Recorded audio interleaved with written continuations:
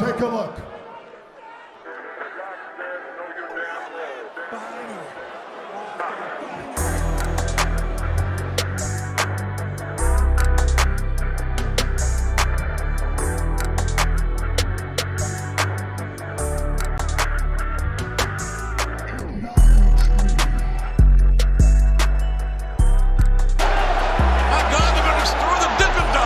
What's going on, guys? It's your boy Big Hero Chris back at you with another one. If you're new to the channel, go ahead and subscribe, leave me a thumbs up, ring the notification bell, hit me up on Twitter, TikTok, the community post.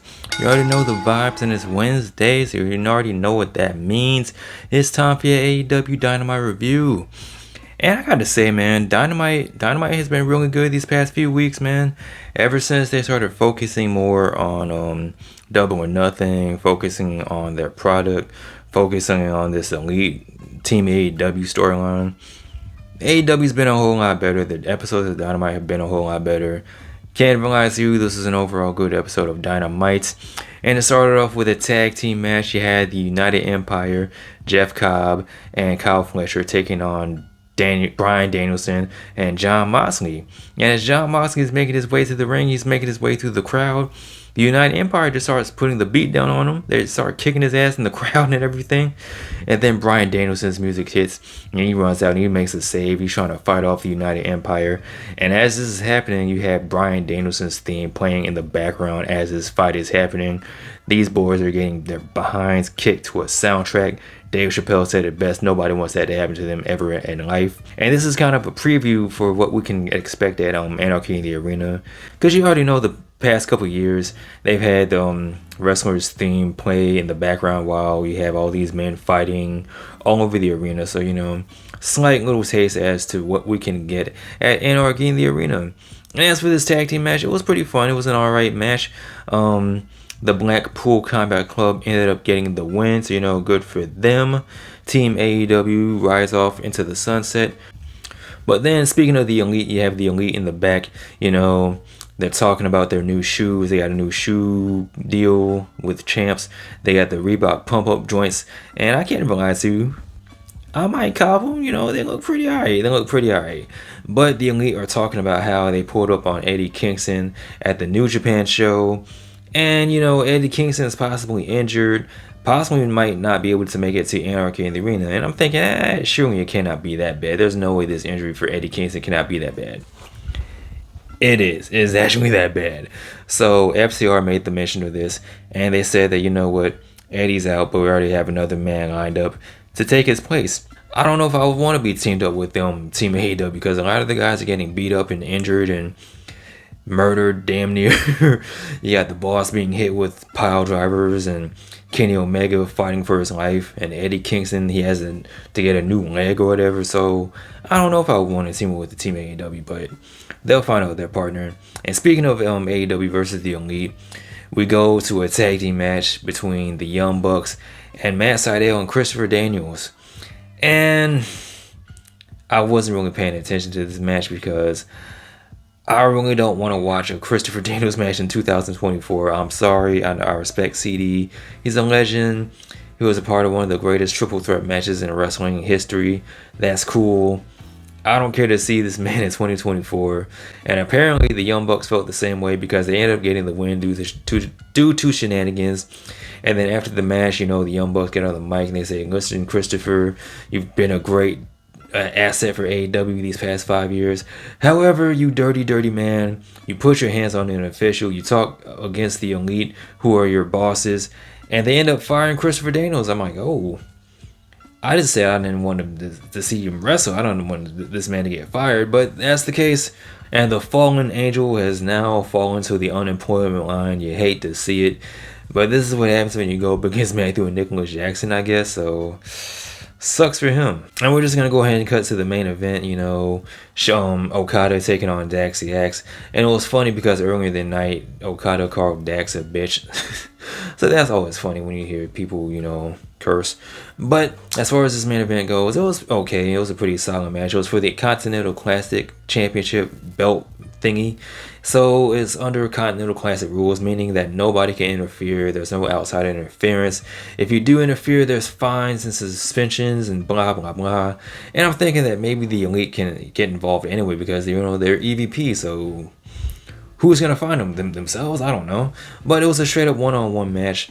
Okada ended up winning with a low blow. And then after the match, they had the EVPs beating up Dax.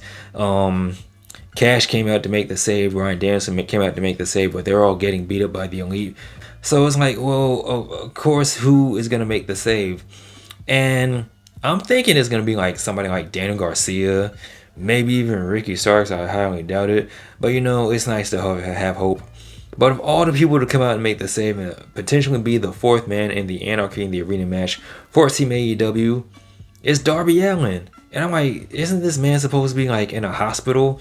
Because he has a broken foot. He got hit by a bus. I'm pretty sure somebody got stabbed him or whatever. I don't know. I don't know what Darby Allin is made of. I don't think he's a human being. This man has mutant powers. He has the healing powers of Wolverine. He's coming out. He's beating up everybody. And the graphic is made official.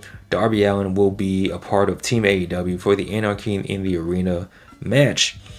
And with the addition of Darby Allin, it sucks for Eddie Kingston, but Darby Allin in this type of match, I can only imagine what type of shenanigans and craziness and outright foolishness Darby Allin is going to be involved in, but I'm excited for it. And as for the rest of the card, as far as the rest of the show goes, you have Adam Copeland coming out. He's coming out to address the House of Black. But before this man can even say anything, he gets beat up by the House of Black. They're beating him up in the middle of the ring. Kyle O'Reilly tries to make the save, but they kick his ass out of the way too. And the House of Black ended up stealing Adam Copeland's wedding ring. And I'm like, that's a weird thing to steal. You could have stolen his shoes, his wallet. But they opted to steal his wedding ring. And the reason is Malachi Black said that he wants to, remove the weakness from Adam Copeland. And he's potentially trying to get this man to join up with the House of Black. We just gotta wait and see. But the match is indeed official. Adam Copeland, Malachi Black, TNT Championship, and a barbed wire steel cage match. So after this, we have a backstage segment with Toni Storm.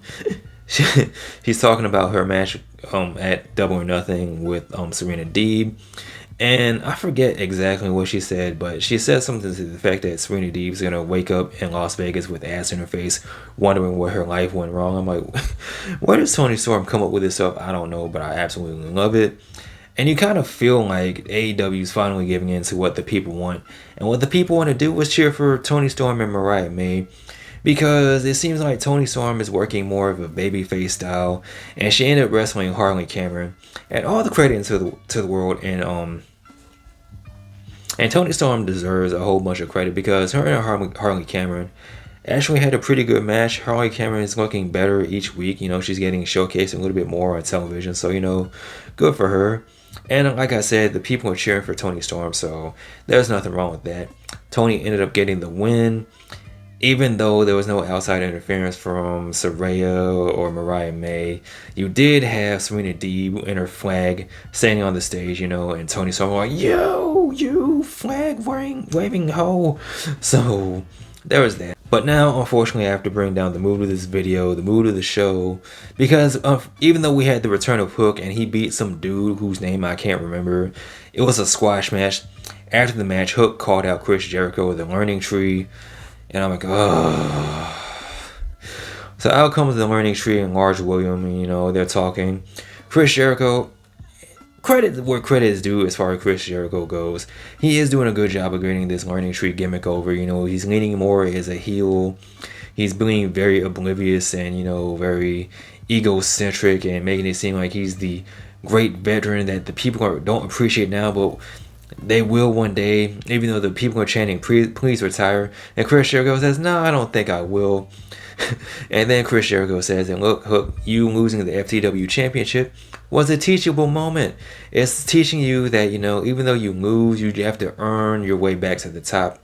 So I believe Chris Jericho said that this Saturday on Collision, Hook is gonna fight in a fatal 4-way match or something like that to see who will be the next in line to face Chris Jericho for the FTW championship. And then Hook's like, I don't want to hear none of this. He wants to fight. And then Chris Jericho puts the beat down. Him and Large William beat up Hook. And Shibata comes out to make the save. So there's that. And then after the match, or after this happens, you have Hook and Shibata in the back. Hook saying that he wants to fight Chris Jericho. He will do whatever it takes. He will go through anybody. And Shibata's like, even me? Hook's like, especially you and your cell phone. And then Samoa Joe comes out of nowhere and says, listen, you guys are dumb. You're falling for the oldest trick in the book, man. Chris Jericho is playing you two like fools. You're fighting against your own best friend or whatever. And then Samoa Joe walks away. And then Shibata in his cell phone says that Samoa Joe was too big to have on a floral print shirt. And I laughed and laughed and laughed because that was very funny. So it's looking like Hook might win the Fatal 4-Way and go on to fight Chris Jericho at Double or Nothing, possibly, maybe, I don't know. But I am intrigued to see where Samoa Joe falls and all of this. Hopefully he can save us from the Jericho vortex, but then again, I don't know. But we step out of the vortex of Chris Jericho and we go into whose house?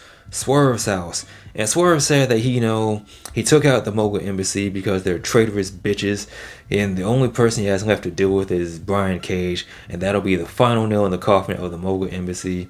And it kind of sucks that they did break up the Mogul Embassy, because even though Swerve was doing his thing with Prince Nana, you didn't really see the Mogul Embassy with Swerve like that. So in a way it does make sense, but I just hate to see it.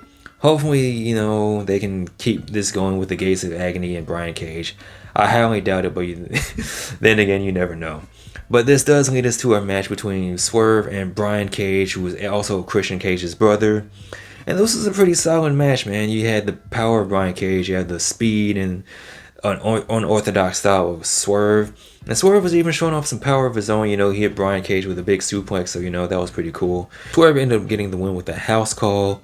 And then after the match, he was still looking pretty mad at Brian Cage. He turned his back on Swerve. So it's looking like he's going to take him out with the chair, Christian Cage style. Looks like he's going to give him a concerto. But speaking of Christian Cage, he comes out and he's standing on the top of the ramp. And Swerve's like, come on so I can beat your ass too.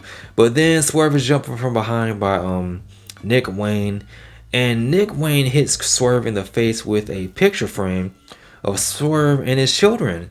And I'm like, Christian Cage, you wily devil, you. So as the patriarchy is beating up Swerve, Christian comes out to the ring and he says, Swerve, you embarrassed my son Nick Wayne last year in his own school. You beat him up in front of his mom and whatever. So now it's Christian's turn to get his revenge.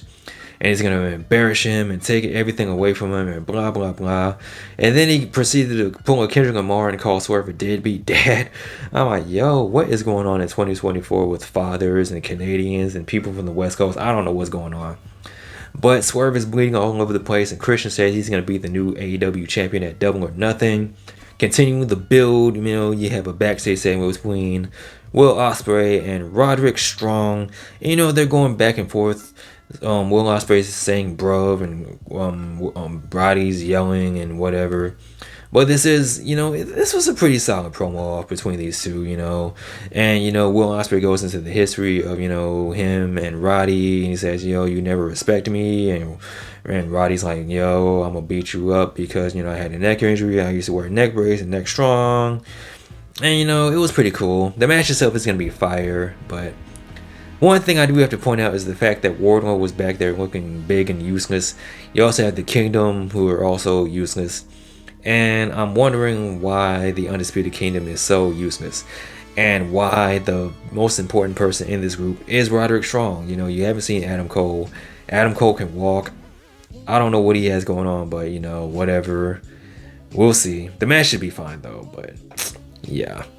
But something I am excited about is a contract signing. You know how wrestling has to have a contract signing, and this was a really good one. You had a contract signing between Willow Nightingale and Mercedes Moné. And Mercedes is coming out, she's doing the CEO dance like she does so well, and to my surprise, the people were actually booing Mercedes a little bit. They were chanting for CEO at first, but then as Mercedes is talking, they're booing. And Mercedes is starting to lean more heel. She's doing more heel things. She did the heel laugh, which is ha ha ha ha ha ha. So that always pops me. And Willow, she's cutting these good promos, man. She said that one thing she said was, The last time they wrestled, Willow walked out as champion, and Mercedes couldn't walk out at all. I'm like, oh, that was a good one. So Mercedes gets up, she tries to get in Willow's face. She tries to hit Willow with the TBS Championship. Willow ducks and hits her with a Dr. Bomb through the table. And what made me laugh so hard about this was the fact that as Mercedes is going up for the power bomb, she let out the Isaiah Cassidy scream. She's like, ah! So that was pretty funny. So it is continuing to build up this tension, this beef, this animosity between Willow and Mercedes. And I think Mercedes is turning heel. I think that's what's best for business, because this is one of the best promos Mercedes has done since she's been in AEW, since her initial one. But this is the Mercedes we all know and love, the Sasha Banks we all know and love, where she's, talking about how great she is and how much of a star she is. And she's talking about her accolades and all that. And she's talking about how she, if there wasn't Mercedes Moné, there wouldn't be a Willow Nightingale. She's just getting her lies off, her agendas off. So, it's beautiful to see. You love to see it. Mercedes Moné, I think she's turning heel at Double or Nothing, but I could be wrong. But yeah, man, I don't think there's anything else left for me to talk about as far as Dynamite goes.